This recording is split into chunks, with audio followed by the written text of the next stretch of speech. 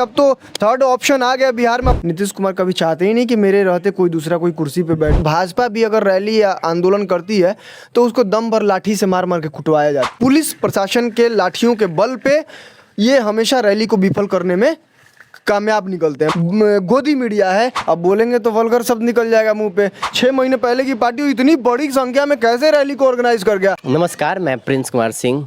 अभी हमारी मौजूदगी रोहतास जिले के सासाराम शहर में है। बीते 11 अप्रैल को जब पटना में जन स्वराज द्वारा रैली की गई थी, उसके सूत्रधार प्रशांत किशोर जी आरोप लगाते हैं कि उस रैली में जितने लोगों को आमंत्रण किया गया था, जितने लोगों को बुलाया गया था, वो लोग आकर भी पटना में नहीं पहुंच पाए कहीं, और इसका आरोप लगाते हैं पटना प्रशासन को। वो रैली में जितने लोग गए थे उन लोग से बात करेंगे। कुछ लोग हैं मेरे साथ जिनसे बात करेंगे कि वास्तव में वहाँ पे क्या हुआ था, किस तरह की परेशानियाँ झेलने पड़ी, क्या वो गांधी मैदान पहुँचे थे या रास्ते में ही रुक गए थे।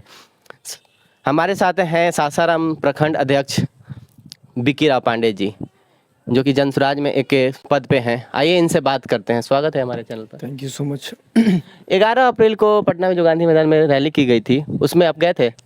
हाँ, हम लोग गए हुए थे। हम लोग के सहयोग से ही रैली को सफल बनाया गया है। हर एक छोटा छोटा पार्टी का कार्यकर्ता, छोटे से छोटे कार्यकर्ता के सहयोग से रैली को सफल बनाया गया था। तो आप गांधी मैदान में पहुंचे थे या रास्ते जो सुनने में आया कि काफ़ी जाम लग गई थी जिसकी वजह से काफ़ी लोग नहीं जा पाए थे, तो आप गांधी मैदान में पहुंचे थे या रास्ते में ही रह गए थे? नहीं, श्योर गांधी मैदान में हम पहुंचे थे। रास्ते में तो खैर बहुत भीड़ थी, बहुत मशक्कत, हम लोग को कष्ट करके वहाँ पे लगभग 3 घंटे हम लोग जाम में फंसे हुए थे। और 3 घंटे जाम में फंसने के बाद एट द लास्ट पॉइंट हम लोग लगभग 4 साढ़े 4 बजे गांधी मैदान हम पहुंचे थे। 4:30 बजे शाम को? यस। सासाराम से कब निकले थे आप? सासाराम से हम सुबह के लगभग 7 बजे निकले हुए हैं और वहाँ पे 4 बजे पहुंचे। इतनी जाम वहाँ पे 3 से 4 घंटा हम पटना में ही फंसे हुए थे। पटना जाने में तो कहीं ना कहीं 3 से 4 घंटे इनफ है, लेकिन फिर आपको इतना टाइम कैसे लगा? इतना टाइम इसलिए लगा कि पटना जो गांधी मैदान से जो अगर रेडियस था लगभग 15 किलोमीटर तक, जेपी सेतु ले लीजिए, पूरा पटना आपको नौबतपुर तक, पटना गांधी मैदान से लेकर नौबतपुर तक एकदम खचाखच जाम से भरा हुआ था। और चप्पा चप्पा जनसुराज के, ऐसा नहीं था कि वहाँ के ट्रैवलर से जाम लगा हुआ था, वहाँ के जनसुराजी झंडा वाले वाहनों से वो 15 किलोमीटर तक जाम लगा हुआ था। जाम लगने का मुख्य कारण क्या होगा? मुख्य कारण ये था कि जैसे कि देखिए, आप पहले भी जानते हैं कि यहाँ नीतीश कुमार के शासनकाल में कभी भी कोई भी अगर विपक्षी पार्टियां जब भी रैली की है, इनफैक्ट अभी नीतीश कुमार अगर भाजपा अलायंस में है तो भाजपा भी अगर रैली या आंदोलन करती है तो उसको दम भर लाठी से मार मार के कुटवाया जाता है। नीतीश कुमार का प्रकाष्ठा रहा हुआ है।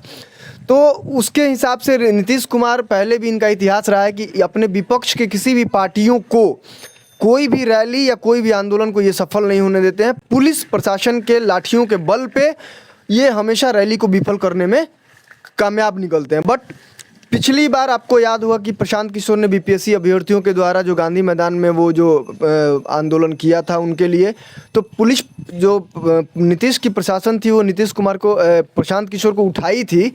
तो उसके बाद कोर्ट का दरवाजा खटखटाया था। उसके बाद इन लोगों के पसीने छूट गए थे। सारे अधिकारियों पर, नीचे से लेके ऊपर तक जितने भी अधिकारी थे, उन सब पे एफआईआर करने का दर्ज दिया और सबका मतलब कि सबको कोर्ट में घसीटने का जब धमकी दिया हमारे प्रशांत किशोर, तो सबका सांस फूल गया। उस डर से कहीं ना कहीं प्रशासन इस बार अलर्ट था। नीतीश कुमार का सहयोग तो नहीं किया लेकिन अपोज भी नहीं किया। मतलब कहने का मतलब किस तरफ तो नहीं, किस तरफ का अलर्ट कह सकते हैं आप उसको? जबकि चूंकि प्रशांत जी बोले थे वहाँ पे कि यहाँ पे हम लोगों ने हर तरह का परमिशन लिया हुआ है 45 दिन पहले ही। जब परमिशन लिए थे तो फिर कहाँ दिक्कत आई? परमिशन लिए थे लेकिन इनको परमिशन, जो भीड़ में जो प्रशांत किशोर गांधी मैदान में जो रैली में जितने जनसंख्या पहुंचने का उम्मीद लगाए थे, उसके हिसाब से कोई प्रशासनिक व्यवस्था नहीं किया गया था। इनको एक कहा जाता है कि लॉलीपॉप पकड़ा दिया गया प्रशासनिक व्यवस्था के नाम पे। मुझे जो जानकारी है वो लगभग 50 मजिस्ट्रेट और 300 पुलिसकर्मी तैनात थे, लेकिन गांधी मैदान के ग्राउंड लेवल पे मुझे कहीं भी 300 पुलिसकर्मी नहीं दिखे। मुश्किल से 5 या 10 पुलिसकर्मी दिखे होंगे और 1-2 मजिस्ट्रेट दिखे होंगे। इसके अलावा कोई मजिस्ट्रेट दिखाई नहीं दिया कहीं भी पटना जोन में। मैं बात कर रहा हूँ इस रैली को लेके। दूसरी चीज़ कि इस रैली को रैली में इतना देर होने का सबसे बड़ा कारण यह रहा कि प्रशासन ने किसी प्रकार का जाम निकलवाने का सहयोग नहीं किया और सुबह से शाम तक बिना खाए पिए जितने लोग यहाँ से या हर जगह से पूरे बिहार से पटना पहुँचे थे वो त्राहिमाम कर रहे थे जाम में फंस के। और इसी वजह से प्रशांत किशोर जाम में फंसे लोगों किस सांत्वना के लिए उनके पक्ष में प्रशासन पे अपने भड़ास निकाला है। जब इस तरह की रैली का आयोजन किया जाता है तो कहीं ना कहीं रूट चार्ट पहले से ही तय होती है कि किस क्षेत्र, इस क्षेत्र की गाड़ियाँ यहाँ से आएंगी और इस क्षेत्र की यहाँ से आएंगी। तो आप लोगों ने रूट चार्ट नहीं तैयार किया था क्या कि यातायात का प्रशांत किशोर ने 1 महीने पहले से नीचे से छोटे से बड़े अधिकारियों को रूट चार्ज और कौन से डिस्ट्रिक्ट से कितनी गाड़ियां आएंगी, एक एक रैली के बारे में कितने लोग आएंगे, कितनी कुर्सियां लगेंगी, कौन से कैसे कैसे रूट से आना है, ये सारा रूट चार्ज पुलिस प्रशासन को, पटना पुलिस को दिया गया था। लेकिन इसके बावजूद नीतीश कुमार की सरकार, नीतीश कुमार कभी चाहते ही नहीं कि मेरे रहते कोई दूसरा कोई कुर्सी पे बैठे। जब तक मेरी सांस चल रही है तब तक मैं बैठूं, मेरे मरने के बाद मेरे बेटे बैठे और तब तक मेरे बेटे तक कोई ये मतलब सरकार में कोई ना। इसके वजह से उन्होंने रैली को फ्लॉप करने की साजिश रची, लेकिन उनका साजिश पूरी तरीके से धाराशायी और नाकाम हो गया। रैली में कम से कम ग्राउंड पे 2 लाख लोग वहाँ पे एट द टाइम 5 बजे शाम को मौजूद थे। पक्ष विपक्ष के द्वारा कहा जा रहा है कि रैली फ्लॉप हुई, आपके नज़र में क्या हुई? क्या रैली फ्लॉप हुई? पक्ष विपक्ष के पिछवाड़े में पेट्रोल लगा हुआ है, मिर्ची लगी हुई है। अब बोलेंगे तो वल्गर शब्द निकल जाएगा मुंह पे। यहाँ जितने भी अदर वोटर्स हैं, अदर पार्टियों के वोटर्स हैं, अदर पार्टियां हैं, उनके पिछवाड़े में मिर्ची लगी हुई है कि अरे प्रशांत किशोर इतना बड़ा रैली बिना अभी तत्काल 2-4 महीने पहले की पार्टी, मतलब कुछ 4-6 महीने पहले की पार्टी इतनी बड़ी संख्या में कैसे रैली को ऑर्गेनाइज कर गया। इन लोगों के पिछवाड़े में मिर्ची लगी हुई है। इन लोगों को ऐसे महसूस हो रहा है कि अब तो थर्ड ऑप्शन आ गया बिहार में, अब हम लोग का क्या होगा, हम लोग का पार्टियों का क्या होगा, हम लोग जो लूट खसोट होता था उसका क्या होगा, हम लोग अब खा नहीं पाएंगे चैन से।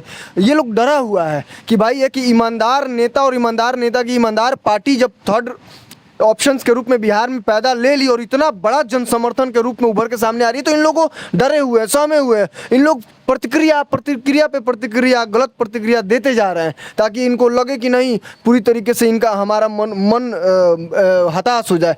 आपको पता है कि जब कोई भी रैली हो, कोई भी चीज़ हो, जब उभर के सामने आए तो उसके खिलाफ जब प्रतिक्रिया आती है तो इसे समझना चाहिए कि उसका कहीं ना कहीं डेवलपमेंट हो रहा है।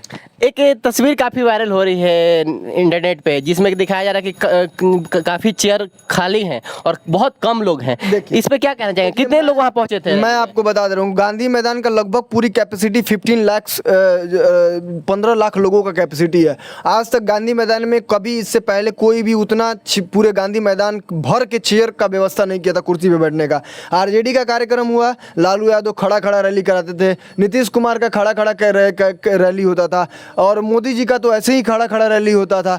लेकिन प्रशांत किशोर ने 15 लाख लोगों को बैठने का व्यवस्था लगभग चेयर लगाया था, मिनिमम 14 लाख मान के चलिए।